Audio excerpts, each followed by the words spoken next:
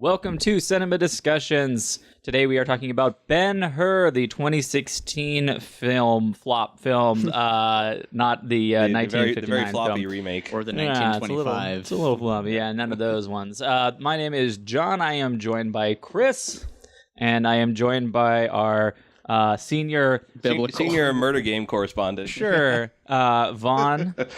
And so we're talking about Ben-Hur. Before we get started and into the spoilers, there can still be spoilers even if they base it off of two movies that already exist before. You know, people might not have seen the 59 movie. So before we get into that, how would you recommend this to people? Weekly recommend. Yeah. I found myself quite bored through most of the movie. If you're an executive at Paramount, I recommend this to you because $100 million loss doesn't sound really good. But That's going to hurt. If your livelihood doesn't depend on this movie or the livelihood of your friends, skip it. That's my recommendation. You're not going to believe this, but I'm going to believe it. Oh, dear. I actually appreciated this. I went into this thinking what I was going to say. If you really love the original movie, then you should probably check this one out I think it is well done. I did watch the original before, the 1959, before watching this one, and it is a good update of that film. Yeah. I expected to hate it, and I didn't necessarily hate it. I don't love it or like it. No. Thankfully, they cut out like an hour of it. Yeah. Charlton Heston was like 3.5 hours. But I think this whole thing could have been a really great short film. Good 10-minute film. Well, for me, I was worried it was going to be too Jesus-y, like most modern religious movies, and it wasn't. It's just, let me put it like this. It could have been Jesus here. Yeah, it's just a tale that takes place at Jerusalem at the same time Jesus exists, and religion's not the main element. No. Not Christianity, but that's not the main element. The main element is the story of the characters and their relationships. No saving Christmas or no the double. It's still Ben-Hur, and that's why I could appreciate it. Yes.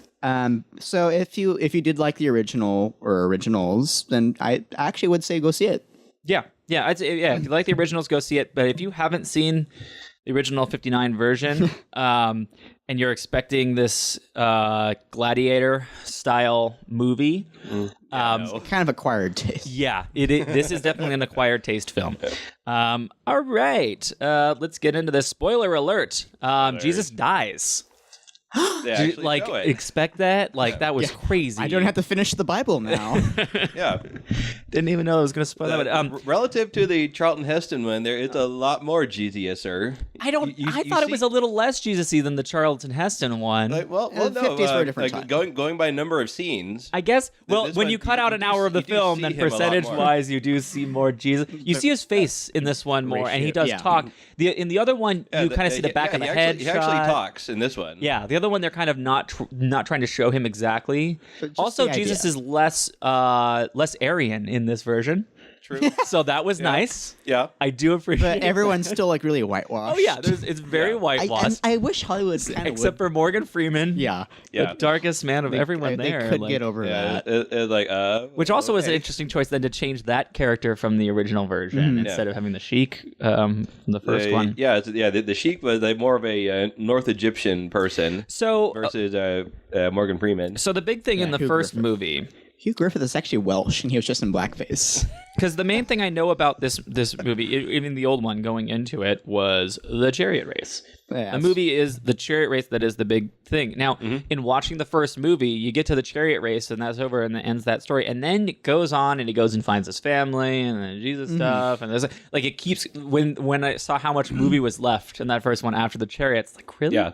So in the new one, he starts finding out where his family is and finds his family before the chariot race. And I was like, oh, cool, they're getting this stuff out of the way so that they can end with the chariot race, because that's the biggest climactic moment. Not a bad direction decision. Yeah, sure, leave on the big, finally the thing. Yeah. So then they do the big chariot race, and then, oh, hi, Jesus. Yeah, and it's still going. By the way, there's the Jesus story we got to get through. Yeah. And show the crucifixion and stuff. So they get that moment of him giving the water. I'm like, okay, I guess they got to have that part there. And then it kind of worked. While it's not as great as ending with the chariot race, it kind of worked for the story of him and forgiveness when he sees Jesus and it's the forgive them for they know not what they did. He sees him say that and he's like, and then he has that flashback of his adopted brother and he's like, yeah, okay, and then he goes and forgives him in that way. So and that I think that kind of worked better than it did in the first movie, the way they paced the ending. I got a question for you. Yeah. Did you both realize that Judah and Messala in the 1959 one were actually gay? And that's why... The characters or actors? The characters.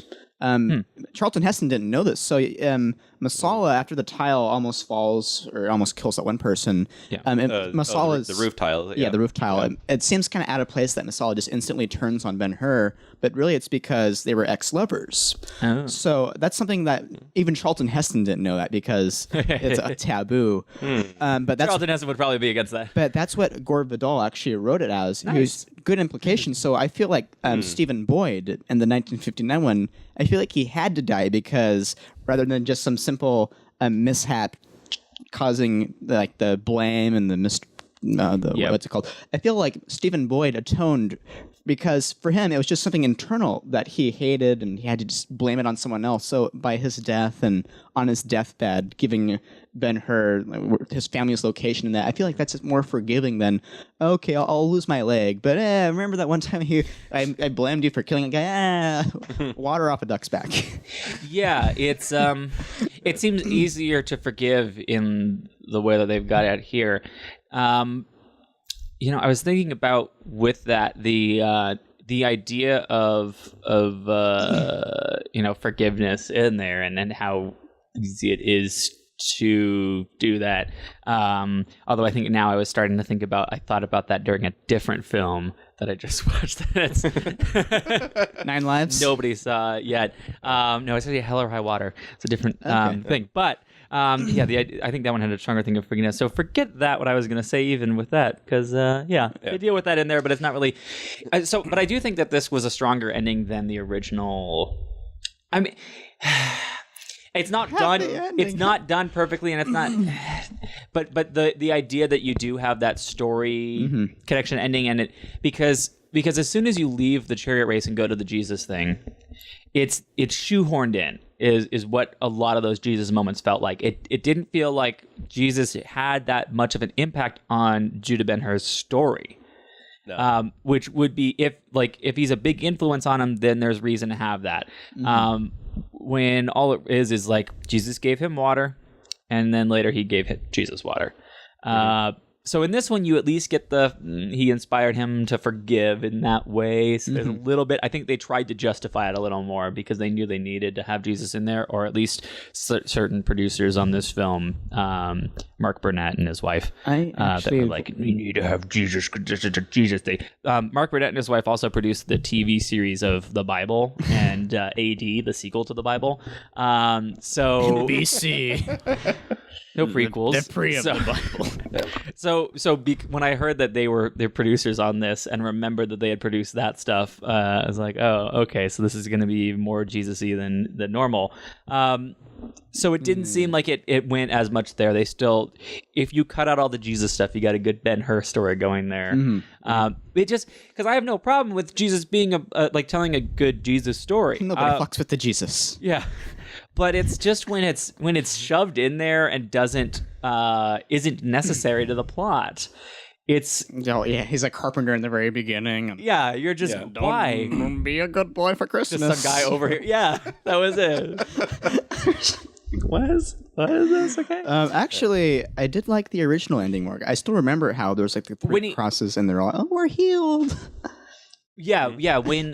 Well, because he doesn't he touch them to heal them in the other one? I just because this one was the dripping down in 59. Yeah, in the 59. I thought that he touched the lepers to heal them. No, I remember because I remember the blood in the water. And okay. No, it was blood in the water. I do remember this one and the 1959 one. The rain heals them. Okay. Yeah. Okay, you're right. Yeah. But one of the things that Jesus is said to have done was heal the lepers. Yes, yeah, by touching him. That was a different thing. But but the blood healing them that's works. for Jesus Christ Superstar, though. But I like the original ending just because visually, it's a nice image. Visually, yes. Because you still have the direction of William Wyler and the 50s studio system, and it's practical. The 59 film looks beautiful, and especially of the time, like the scale that they were able to accomplish is amazing, and that's something that you can't get in a modern film. And I hate that. Yeah, you can't. Yeah. It's impossible to do because, and like James Cameron tries with Avatar, trying to do something that visually you haven't seen or that you don't think is possible. Christopher Nolan was doing that with Interstellar. A lot of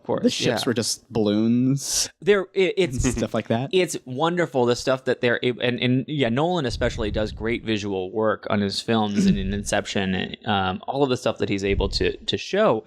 But still, we've seen so much in cinema, and so much as possible with the mix of special and practical effects, that you're not as amazed when you're looking at stuff. To me, most of the amazing stuff now will come with like a Pixar movie, like in The Good Dinosaur, which most people didn't see, but the nature image visuals in that, the water, the sand, and all of that looks like they just shot nature footage, but it's all animated. And like that's the stuff that's the most amazing to me is what you're able to do with that. But in a live action film, you're doing like with this, the first Ben-Hur, it's phenomenal to see the scope of the sets, the all of the art direction. They're actually there in some a lot of on-site work. Yeah. Didn't they make that entire arena? Yeah, they had to make most of it. I saw it did look like some of the background above the arena was matte painting. It was. Yeah, but a lot of everything above the. But those matte paintings are beautiful. Above the land line was a matte painting. Yeah. But you have to build the arena because horses got run around something. Actually, in the original 1925 one, the chariot race, what the director Ramon Navarro did was. Ramon. So he had these chariot stunt racers, and he said, whoever wins this race gets $100, which is what they said was $1,000 in today's money or something. So what happened was one racer actually died in the race. So it's dangerous stuff. But the stunts in the 1925 one and 1959 one, despite being lethal, stunts are always crazier in older films because you don't have the assistance. They don't have the rules. Digital technology. You don't have the rules, but also safety equipment has gotten better, and the mix of digital effects in with it. But I mean, even like faking, because the modern one is more brutal than the other two. Like you see the guy get ran over. That was kind of unnecessary. It is. But I mean, too, it's like things that could happen of the time. And what's the worst case scenario? We're going to show that on these races. Now, the other thing too is this. I realized after watching the first Ben-Hur and this Ben-Hur how much the Phantom Menace is just a copy of Ben-Hur. So much of it is taken from Ben-Hur.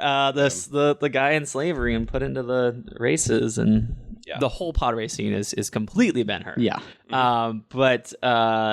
Which, I'm just ashamed to not have seen that before. There was some things in the chariot race that I liked more about this one, how they introduced all the different countries. And they did that really quickly. And I'm like, okay, I can appreciate that. They introduced them in the original one, but they I think it was probably a little better in this one. I don't know. The one that the first one had that I was missing from this one was when they had them all, the processional around the arena. That was kind of a cool shot that you didn't get. This one that was just like, go. And also the other one had when he was like, some of them are the one started to go before he dropped the flag, and this one doesn't have that because they just opened the gates, which is fine.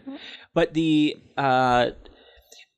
ship scene, the ship battle. I was gonna say that. Okay. What are your thoughts on it? The original. I think I like the perspective that they did in this one. It was interesting. It was a different way of going it, but more in focusing on our character, our main character, our protagonist. Because in the original one, so much of the shots are the wide shots of the battle. And the miniatures. Seeing the miniatures going and the little tiny ships with the little fireworks going off and then cut to close up. That was cool. Yeah, no, still look cool. But saying, so most of those are a wide scope of the battle. This one, they kept all of the battle focused on Ben-Hur. Yeah, it's very nice. I liked that storytelling of it. Saul. Did you ever see Sound of Salt? I've not seen that. Okay, well, just the idea is guy during the Holocaust thinks he sees the sun, and the whole thing, he is the only person in perspective. Anything out of it, out of focus. I like that. I feel like you'd really appreciate that. Well, it's just that idea it won the of Oscar, John. Because it's great. It's great to see large scoping films of battles and all of that stuff. But especially when you have an iconic version of this movie that already exists, and if you're just going to reshoot that movie, then there's no point to just redo a classic. I mean, it's been so long that our film is different and the way we shoot things is different. So it's going to be appreciated by a different audience in a different way. But to take things like that scene and say, how can we tell this in a more meaningful way? Because in the last one, it was cool to show that scope of the battle. You haven't there aren't as many films that are showing the big battles and stuff. And this one, it's so easy to do nowadays, and especially all the Pirates of the Caribbean movies, pirate ship battles all the time. So the thing was, by showing the scope, it in its own way shows the risks, because not only does Ben-Hur have to escape the swim, I think this still shows scope of it through his view and seeing the large ships and the way they're attacking, and the one with the guy attached to the front of the ship that crashes in is awesome. Some beautiful shots that you get. I'm just wondering, so they're all chained together and they're all sinking, and a lot of them just seem to die instantly as they're sinking. They not just hold their well, no, I think a lot of them, you're in a slave ship rowing as fast as you can with all of your energy. You are weak and malnourished and all of that. And the slightest thing can kill you at that moment. And it's just due to Ben-Hur's strength and will, determination that keeps going. So that part of the battle sequence is a major deviation from the 1951 one, or 1959. In the old one with Charlton Heston, there is one of the workers who is Roman that he doesn't chain Ben-Hur to the slave chain. Whereas in this one, he has to remove himself from him when he's in the water. So they gives it a little extra moment of tension there. But they completely got rid of that character who helped him, because in the old one, Ben-Hur saves that guy who set him free. And that's the character that he becomes the adopted. You know what? The son that receives the guy's name that he saved, who is a Roman a person of importance. What they could have done to kind of combine the two is he's still not chained, but then he tries to save other people's lives by going under. He's trying to remove the chain, but he just sees them dying. They're already drowned. There's that, and I was gonna say something and I just freaking forgot now. Interesting. The last film that I just looked up, our director of this movie, Timur Bekmambetov, whose name was even harder to read with the way they did their credits on this one with the font, putting all the things together. I was like, is that? They just do it. In the last film he directed was American Abraham Lincoln Vampire Hunter. He also produced Hardcore Henry, or was a producer on that. But I like that one. And directed Wanted. But the idea of going from American Abraham Lincoln Vampire Hunter onto the Ben-Hur, it's an interesting choice. In any case, they cut out a major development point in the middle after the ship battle, because Ben-Hur becomes now a nobleman essentially. Because of him saving that guy, he's now part of that Roman officer's family name. He gets the signet ring, in a ceremony from Pontius. And it's a lot of that later leads into him becoming the chariot rider. The driver of the white horses. Whereas in this one, they cut out that long section of it. He is just found on the beach by Morgan Freeman. Again, you got to cut stuff out. But basically, because it starts off at the chariot race and then says 8 years earlier, it removes a lot of the tension. Where I just, he's going to survive. He has survived. And part of that you can think of because the story of Ben-Hur, because of the Charlton Heston film, is so known. You know the chariot stuff. You know that's there. You're waiting for it the whole time. So I can imagine in watching the 1959 version, you could potentially not be waiting for it every moment. Like when you're getting to the chariot, when you get into the damn chariot. It's like I just went to see the riff tracks of Mothra recently, and it's just where's the damn moth? An hour and a half into the film, where's the damn moth? Finally, there's like the worm. What's the form? The larval form of thing of the worm thread. Caterpie. The caterpie that's going through, and that's going through the town. You're like, okay, that's terrorizing the town, but it's still not a moth. Still not Mothra. Still not moth. It like takes forever to get to that. So it's that idea of like, especially when it's in the title. But this one for Ben-Hur, you're just thinking, where's the chariot race? Where's the chariot race? Some of the early Godzilla movies, it takes that long just to see Godzilla. Absolutely. Peter Jackson King Kong is notorious for get to the damn monkey. Oh my god. Get to the fucking monkey, as the song would tell you. Did you ever see Frankenstein Takes Over the World? No. It's Godzilla versus a giant By child. title alone is one. No. It's just a giant child, not Frankenstein. So anyway, I can see, it's not while on its own it breaks the tension on that.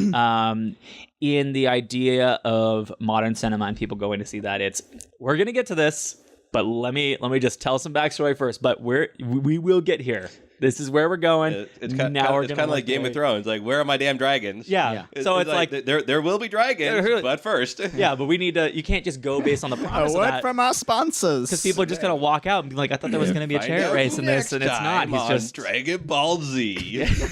Previously on Ben-Hur.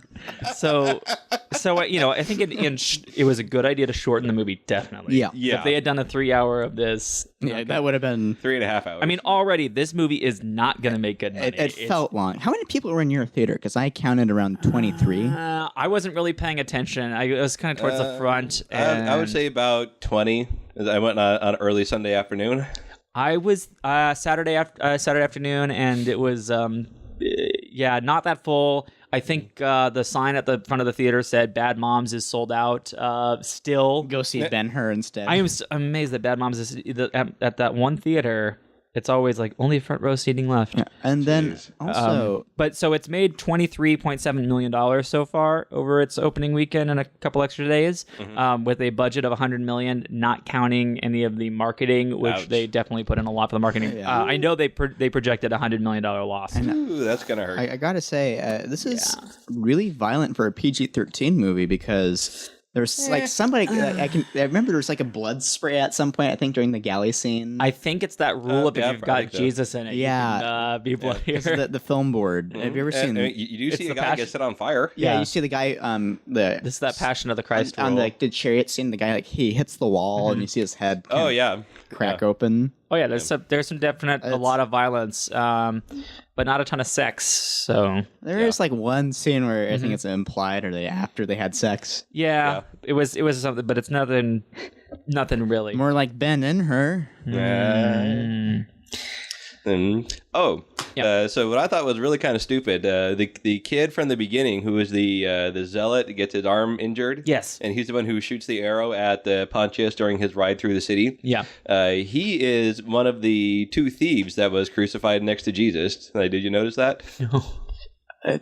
Don't know why I didn't realize that. Huh. He actually talks while he's up there crucified. Yeah, I remember heard the guy saying like it's a living or something like that. You know what? No. I was wondering, why does that hair look familiar? Because that hair just annoyed me. He's got exactly the same hair as he did in the other scene. Okay, that's why. That's the only way you'd recognize him. I mean, it was so taking separate account the original Jesus story thing, like that's a interesting thing to put into the film. You're like,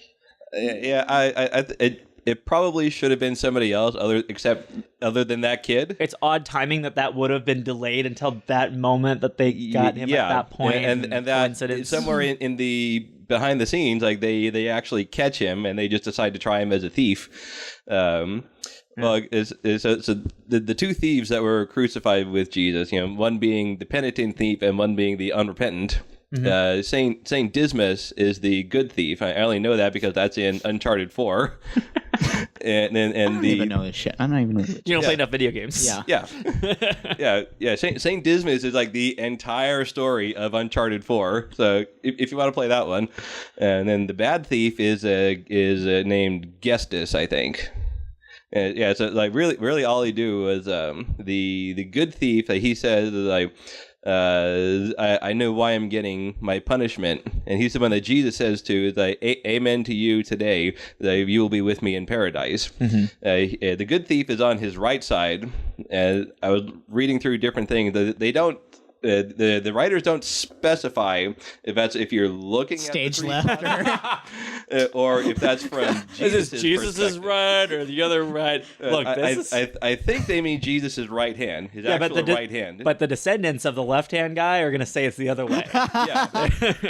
So in which case, the zealot who shot the arrow at Pontius is implied as the good thief because he's on Jesus' right hand. They don't realize that there's a guy crucified on the back of that one guy's cross. And there's another. There's another guy back there. Yeah. I mean, they should maximize spaces. Why are you hanging off a separate cross for each person? You could totally nail two guys to one cross. The board's Sounds like taken. a porno, two guys, one cross. Okay. Any other thoughts on? But this made me think of movies that involve Christianity, but the main point isn't Christianity, but I still really like them. Like The Passion of Joan of Arc, The Ten Commandments, not The Passion, the one with William Dafoe, Last Temptation of the Christ, or of Christ. The Last Temptation of Christ. And then there's one for a guy named Carl Theodor Dreyer did a movie called Ordette about this guy who goes insane and thinks that he is Jesus. And that is such one of my favorites. I think of Monty Python and Life of Brian. Yeah, I was thinking of that too. Ben-Hur is Brian. Yeah, it's although that one, I mean, Life of Brian more mirrors the Jesus story in it. Life of Brian's tagline is "makes Ben-Hur look like an epic." Yes, no, it was definitely parodying Ben-Hur on that. But yeah, that's all I have to say about that. Oh, I hate the special effects. I didn't like. Yeah, and the direction and cinematography was. Like I hate shaky cam. Yeah, no, I hated the shaky cam stuff, but that's kind of an annoying modern thing. Fuck, I just remembered Chariot Race. Yes. They had that Hobbit camera, like when they're going in the barrels, and it looks like the frickin' GoPro cam. Did you notice that? Yeah. There was that one moment where the camera resolution there were multiple changed. moments. They were like, and they didn't have the spiky things on the chariot. Yeah, Marsala's you chariot didn't have the grinder wheels, so it's not as cheatery as the first one. The first one is just like, that's bullshit. Yeah. Some performances were kind of flat, so that kind of brought it down a few stars. I think this is the kind of thing where, like we said at the beginning, it's kind of a shame that it's not going to do well and that it's not going to get the attention and just be always regarded as a giant flop, and it's going to be made fun of for years of the how big of a flop this was, when it's not that bad of a movie, especially of a remake. It's a remake of a remake. It's a remake of a remake. Stop doing that. But that's the thing. It's not even it's like with Willy Wonka and the Chocolate Factory. It's not necessarily a remake of the film. It's a retelling of the book. Yeah. So it's they didn't set out to say we're going to do the stuff from that movie. They're saying I think I could tell this book in a different way, this story, because it's such a good story, and it's been so long since that last one. You've got over 50 years that you're looking at here. So. But still, they have.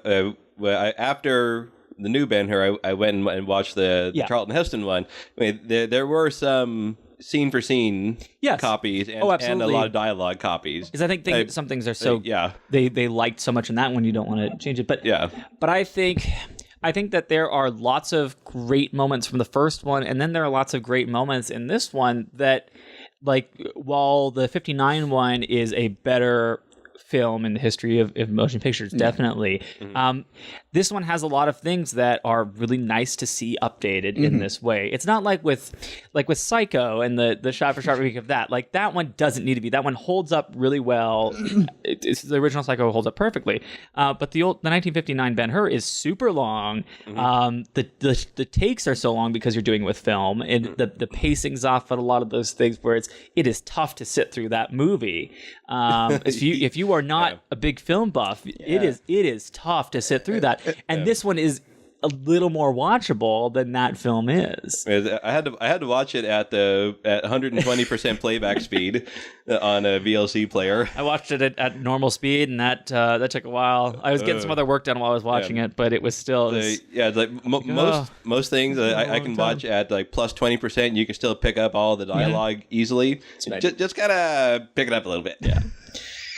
Okay, so That was the only way I got through it. star ratings on this 2016 Ben-Hur. 1926. First to finish, last to die.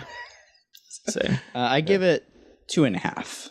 That's what I rated it, was 2.5. And that's a little bit generous 2.5. Yeah. Yeah. For my liking, a generous 2.5. I definitely see where other people can give it higher or be easier with that, but lower. It's just not. This kind of movie, this Sandals epic of this time is just. You got to be really good to hook my interest on it, and this one was not there for me. Yeah, 2.5 also. All right. Even across the board, straight down the middle. Did it. This is a mediocre, middle of the road film. Yeah. That's what IMDb and Metascore say. And according to Rotten Tomatoes, that is a negative score. Yeah. The positive negative are 3.5 or at 3.5 stars. So John, I want you to know this 2.5 is higher than most of the other movies that I've reviewed so far. Oh yeah, you are very low on most of them, so that's pretty high. Yeah. Well, the only one of like recent Train to Busan. that you gave a really strong score to was Train to Busan, Yeah. which all three of us gave one. And the Neon Demon. Oh yes. That otherwise. All right, so we'll be back with more of these movies. Thanks for watching this. If you've got recommendations for movies you want us to check out, write to us, magiccubetv@gmail.com. If you've got comments about this one, write them below. And share our videos, subscribe to us on YouTube, and subscribe to the podcast on iTunes or Stitcher, any of that stuff. Cinema Discussions. Find us there. Thanks. Bye.